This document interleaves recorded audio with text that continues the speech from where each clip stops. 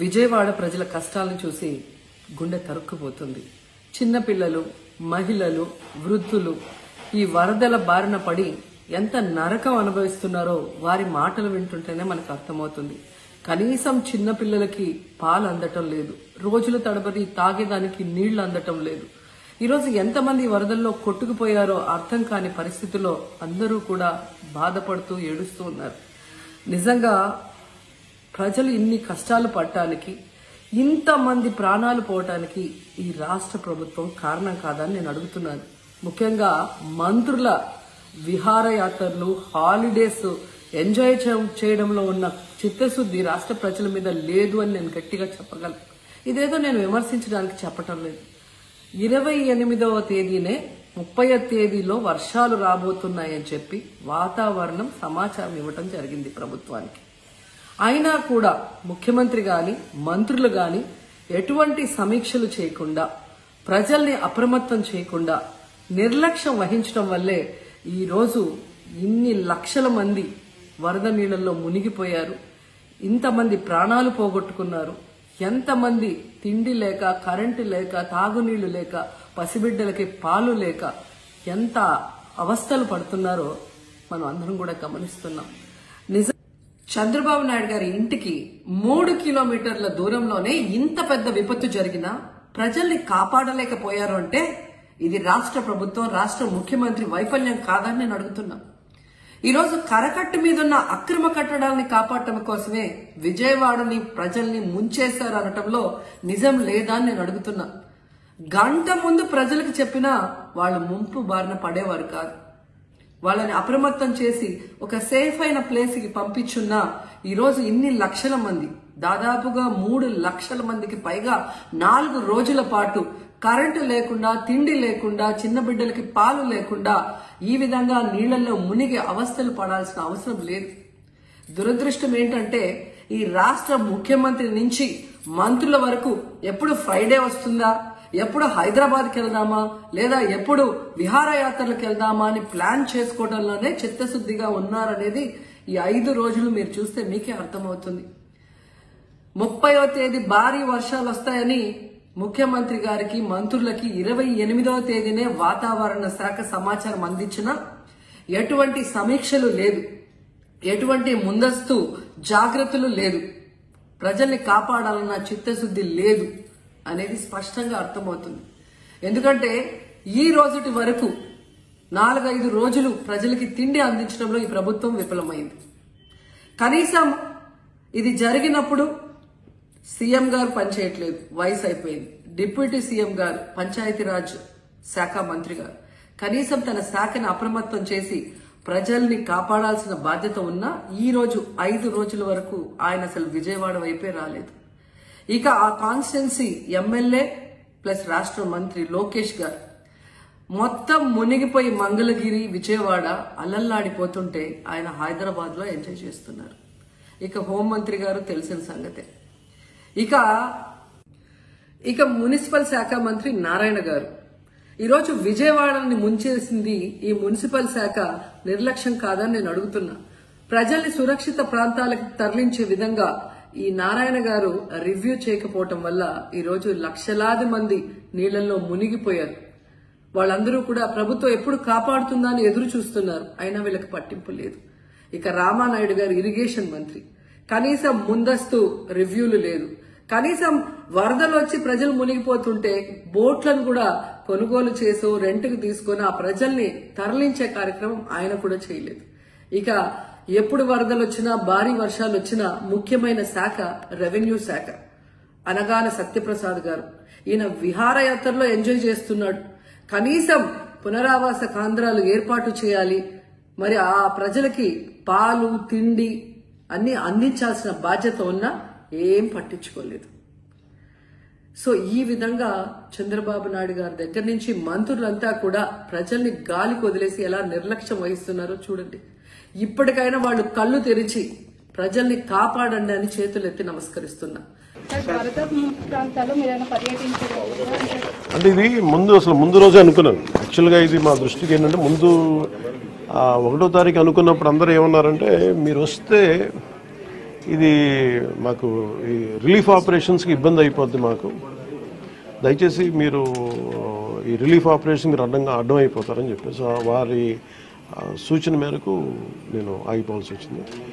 ఇప్పుడు కూడా ఒకసారి వాళ్ళ నిర్ణయం తీసుకొని వాళ్ళు టేక్ కాల్ వెళ్తే అది సహాయపడాలి, కానీ మళ్ళీ ఇంకొక కేయాటిక్ మీకు తెలుసు కదా, అందుకని దాన్ని దృష్టిలో పెట్టుకుని కొంచెం ఆలోచిస్తా తటపాయిస్తున్నాను. అంతకుమించి లేదు, కొంచెం ఇబ్బంది లేదంటే ముందంటే మెయిన్ అధికారులు పాపం గత 72 గంటల నుంచి వాళ్ళు నలిగిపోతారు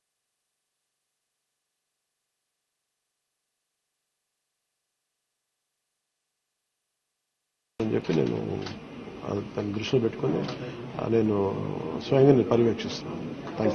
4 రోజులుగా పవన్ కళ్యాణ్ ఉప ముఖ్యమంత్రి రాలేదు, ఎక్కడ పోయాడని చెప్పి విపక్షాలు ఆరోపణ చేస్తారు, బాధితులను పట్టించుకోలేదని చెప్పేసి ఆరోపిస్తున్నారు సార్. ఏం చెప్తారు? ఫిజికల్గా మీకు కనిపించడం పద్ధతి అంటే వాళ్ళు ఏమనుకుంటారంటే నేను బోట్ వేసుకొని రెస్క్యూ చేయడం కుదరదు కదా, ఆ బాధ్యతలు లేకుండా ఎందుకుంటాం, అది ఏంటంటే అనాలి కాబట్టి అంటమే తప్ప. ఎంటైర్ మీరు చూస్తే మా పిఆర్ మెషినరీ, మన పిఆర్ పంచాయతీరాజ్ మెషినరీ మొత్తం ఎంటైర్ వర్క్ చేస్తాం మా సైడ్ నుంచి. అంటే అట్లేం కాదు సార్, ధైర్యం చెప్పడానికి కూడా రాలేదని చెప్పేసి వాళ్ళు ఆరోపణ చేస్తున్నారు కదా, మీ నుంచి అది నేను అట్లా అనుకోవట్లేదు. అంటే ఏమైపోతుంది, ధైర్యం చెప్పడానికి వెళ్ళి ఒక్కసారి మీద పడ్డారు అనుకోండి, పరిస్థితులు ఎలా ఉంటాయంటే ఇప్పుడు నేను మొన్న పింఛడానికి దీనికి వెళ్ళాను. నేను వెళ్ళి సహాయ కార్యక్రమం అంటే నేను ఒక ప్రత్యేకమైన పరిస్థితుల్లో ఉన్నాను, అది మీరు అర్థం చేసుకోవాలి. ఇప్పుడు నేను వెళ్ళి కూర్చుంటే వెళ్ళిపోదని రెస్క్యూ ఆపరేషన్స్కి ఇబ్బంది కలగకూడదన్నది ఒకటే నన్ను, ఆ సూచన ఒకటి నన్ను ఆపినాను, అంతమించి వేరే ఏం అనుకోలేదు. Thank you.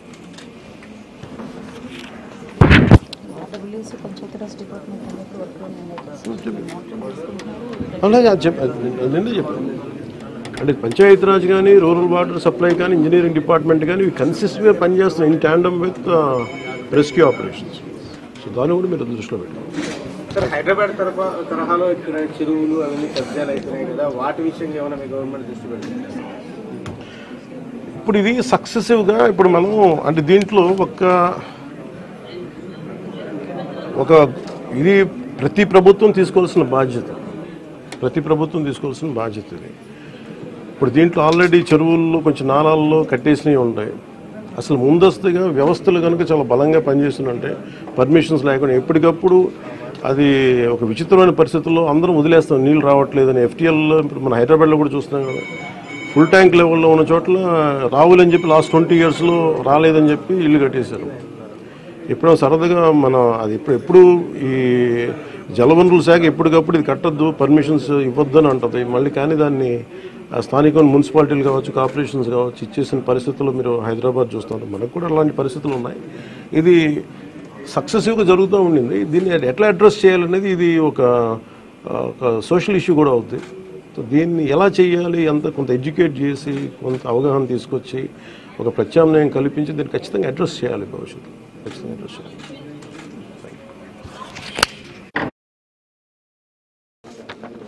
ఇందాక కూడా మాట్లాడుతూ ఉంటే ఇన్ఫర్మేషన్ ఏమంటే బుడమేరుకు సంబంధించి కొంత గత ప్రభుత్వం కంప్లీట్గా విస్మరించింది ఈ ప్రాజెక్ట్స్ని. చాలా ఇప్పుడు మీరు చూస్తే మొన్న వాళ్ళ ప్రభుత్వం ఉన్నప్పుడు కూడా ఈ మన అన్నమయ్య ప్రాంతానికి పింఛా డ్యామ్ కూడా సరిగ్గా మెయింటెనెన్స్ చేయలేక నష్టపోయారు. ఒకటి కెపాసిటీకి మించి వరదలు వచ్చినాయి. ఒక్క ఆంధ్రప్రదేశ్ సంబంధించి మన తెలంగాణ నుంచి పడ్డ వర్షం కానీ అవన్నీ కూడా ఇది ఆంధ్రప్రదేశ్కి ఒక ముంపుగా ఏర్పడ్డాయి. దానితోడు ఈ అవుట్లెట్స్ లేవు, ఫ్లడ్ కెనాల్స్ సరిగ్గా నిర్మించుకోలేకపోయాం. ఒకటి మన స్టేట్ బైఫర్కేషన్ నుంచి ఇప్పుడు దాకా మన ఇన్ఫ్రాస్ట్రక్చర్ ఇలాంటి భవిష్యత్తులో జరగకుండా, నగరాలకు ఎలాంటి ముంపు వాటిల్లకుండా ప్రతి నగరాన్ని కూడా నేను అసెస్ చేయాల్సిన అవసరం ఉంది. ప్రస్తుతం విజయవాడని ప్రత్యేక కోణం నుంచి దీని మీద దృష్టి పెట్టాలి. అదొకటి ఫ్లడ్స్ అయిపోయిన తర్వాత ఆలోచిస్తున్నాం. ప్రస్తుతానికి సిసోడే గారు చెప్పడం దీన్ని డిజాస్టర్ మేనేజ్మెంట్ హెడ్గా, స్టేట్ డిజాస్టర్ మేనేజ్మెంట్ హెడ్గా మా దృష్టికి తీసుకొచ్చింది ఏంటంటే ప్రస్తుతం రిసీడ్ అవుతున్న నీళ్లు పెరగట్లేదు. రేపటికి ఇది మనకి ప్రకాశం బ్యారేజ్లో 5 lakh క్యూసెక్స్కి 5 దాకా వచ్చేస్తుందని చెప్తా ఉన్నారు. సో మేజర్ ప్రమాదం మనం తప్పింది. అంటే చాలా అదృష్టవశాత్తు ఇది భగవంతుడి కరుణ అనుకోవాలి. ఆల్మోస్ట్ ఒక ఒక 10-12 వేల క్యూసెక్లు రీచ్ అయ్యి ఉంటే అసలు టోటల్ అసలు మనం ఊహించిన ప్రమాదం జరిగి ఉండేది. అసలు మన ఎవరో కూడా అన్కంట్రోలబుల్గా జరిగి ఉండేది. ఒకటి ఇది మేజర్గా చెప్పాలంటే ప్రకృతి విపత్తు. ఇంకొంచెం తక్కువ స్థాయిలో మనం డ్యామేజ్ అయ్యిండేది ఒకటి బుడమేరు కనుక గత ప్రభుత్వం సరిగ్గా మెయింటైన్ చేసి ఉంటాయి. ఎందుకంటే వాళ్ళు అన్నీ చిన్న చిన్న ఇరిగేషన్ ప్రాజెక్ట్స్ కూడా సరిగ్గా కనీసం వాళ్ళు ఈ లాకులు కూడా రిపేర్ చేయలేకపోయిన పరిస్థితులు ఉన్నాయి వాళ్ళకి. సో ఇప్పుడు వాళ్ళని తిట్టి కూడా ప్రయోజనం లేదు. ఎందుకంటే ఇది ముందు మనం ప్రస్తుతం మా చేతిలో ఉన్నది ప్రభుత్వం ఏమన్నా మేము ఏం చేయాలని ఆలోచిస్తామని ఉన్నంతలో మొత్తం కూర్చోబెట్టి దాదాపు ఇండియన్ ఎయిర్ ఫోర్స్ నుంచి, నేవీ నుంచి, హెలికాప్టర్స్ ద్వారా, అలాగే డ్రోన్స్ ద్వారా ఫుడ్ సప్లై అన్నీ చేస్తా ఉన్నాం. అలాగే సహాయ కార్యక్రమాలు ముందుకు తీసుకెళ్తా ఉన్నాం. అలాగే పిఆర్ పంచాయతీరాజ్ నుంచి కూడా దాదాపు 242 టీమ్స్ని ఈ రోజున 262 టీమ్స్ని ఏర్పాటు చేయడం జరిగింది. ఇది వరద ఎఫెక్ట్ కాని జిల్లాల నుంచి ఈ ప్రత్యేకించి మన ప్రిన్సిపల్ సెక్రటరీ గారి ఆధ్వర్యంలో ఇది ముందుకు తీసుకెళ్తా ఉన్నాం. దీన్ని ఈ రెస్క్యూ కార్యక్రమాలకి దాదాపు చాలా బాధాకరమైన దాదాపు 19 మంది చచ్చిపోయారు. చాలా వారికి మనస్ఫూర్తిగా నా సంతాపం తెలియజేస్తాం. అలాగే ఒక 2 మిస్ అయ్యారు. ఒక పశువులు ఒక దాదాపు 136.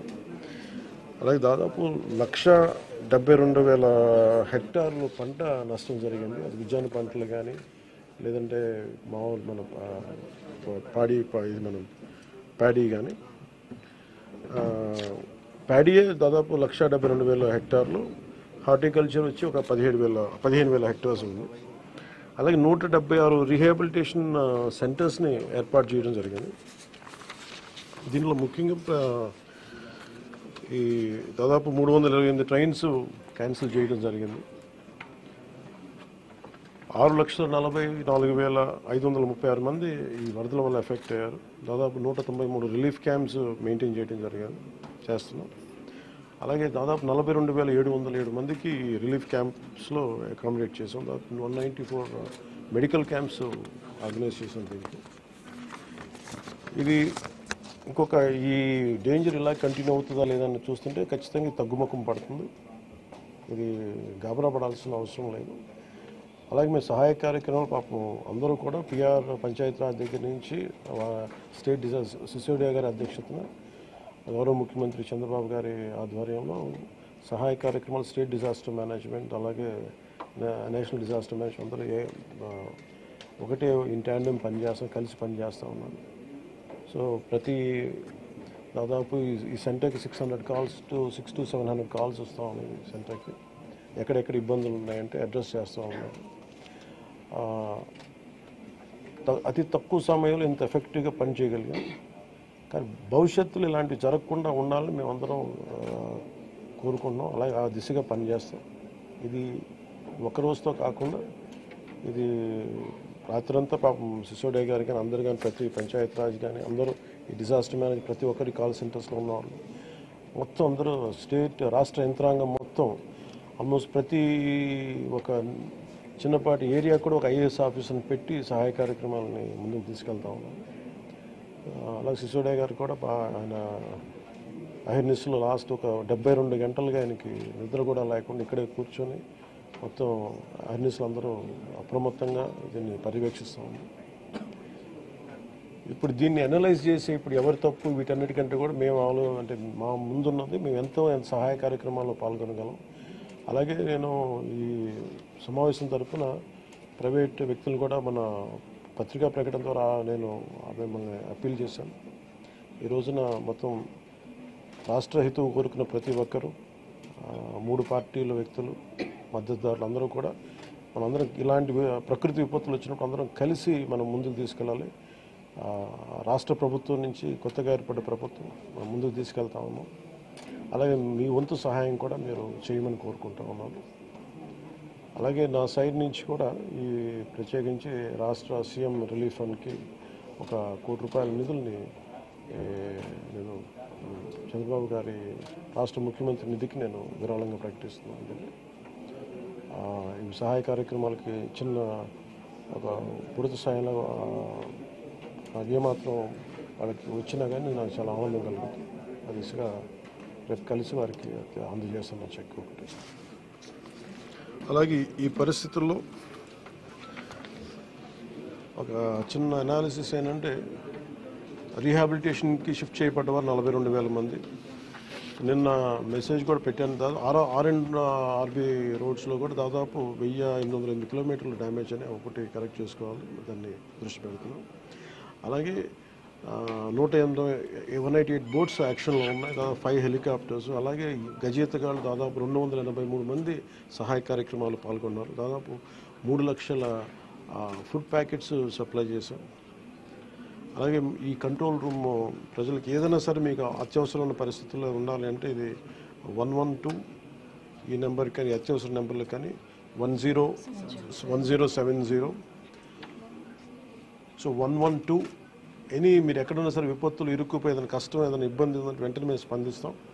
దానికి మీరు కంట్రోల్ రూమ్ నెంబర్ 112, ఇంకొక నెంబర్ 1070. ఇది కాకుండా 1800